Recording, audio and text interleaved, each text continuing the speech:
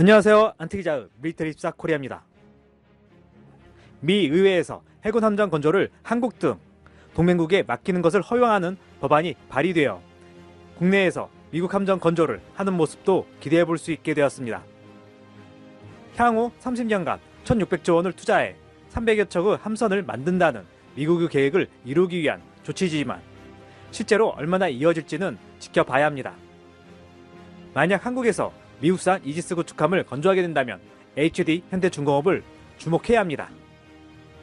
오늘은 미국이 추진 중인 해외에서 군함 건조를 위한 법 발의와 그 이유, 그리고 국내 업체의 경쟁력에 대해 분석해보는 시간을 가져볼까 합니다. 미국 동맹국에서 함선 건조한다. 미국 의회에서 해군 함정 건조를 한국 등 동맹국에 맡기는 것을 허용하는 법안이 발의되었습니다. 인도태평양 지역을 장악하려는 중국의 해양굴기에 맞서 조선업계의 강점이 있는 한국과 일본을 적극 활용하겠다는 의도입니다.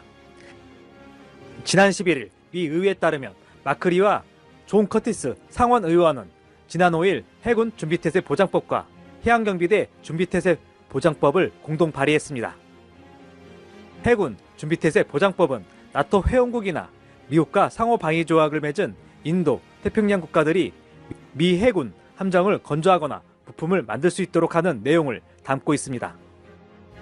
해안경비대 준비태세 보장법 역시 해안경비대에서 사용하는 선박을 이들 동맹국에서 건조할 수 있도록 했습니다. 두 법안은 외국 조선소에서 함정을 건조하는 비용이 미국 조선소보다 낮아야 한다는 조건을 달았습니다. 중국 기업이나 중국에 본사를 둔 다국적 기업이 외국 조선사를 소유, 운영하지 않는다는 시설을 해군 장관이 확인해야 한다는 조건도 있습니다. 법안이 통과되면 한국과 일본 조선사들이 수혜를 입을 것이라는 전망이 나오고 있습니다.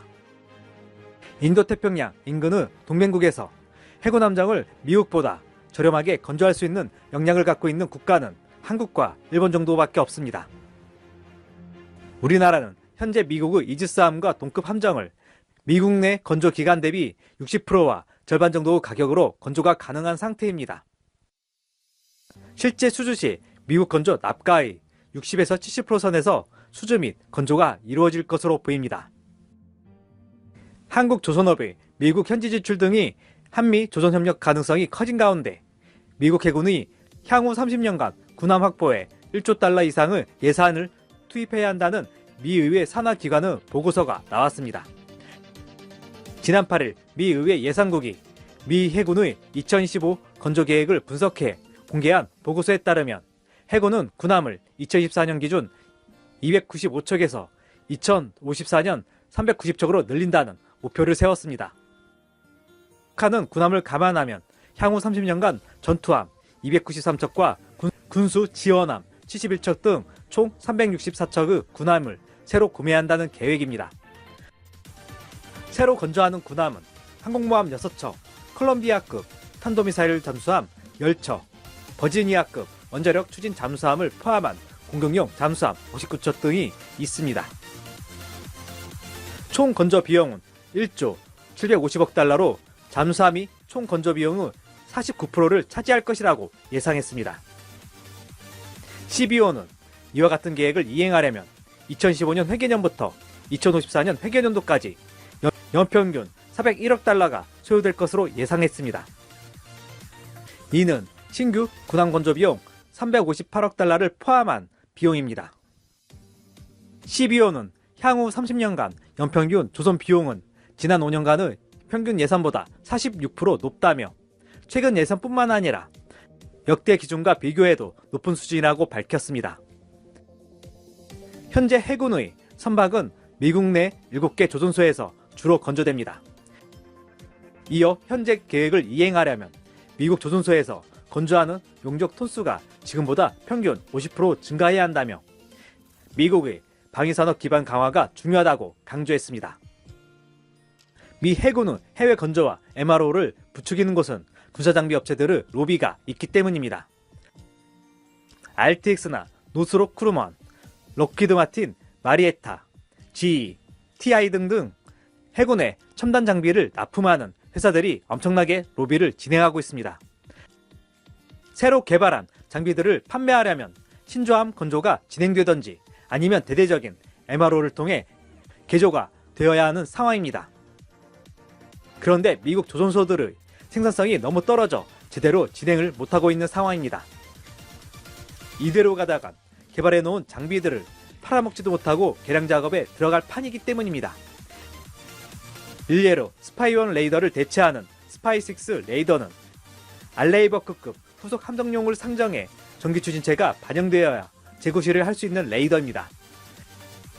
하지만 후속함에 대한 설계 확정도 못하고 있는 상황에서 판매를 진행해야 하기 때문에 몇 척이 되지 않는 샌 안토니오급 통합 운용을 고민 중인 상황입니다.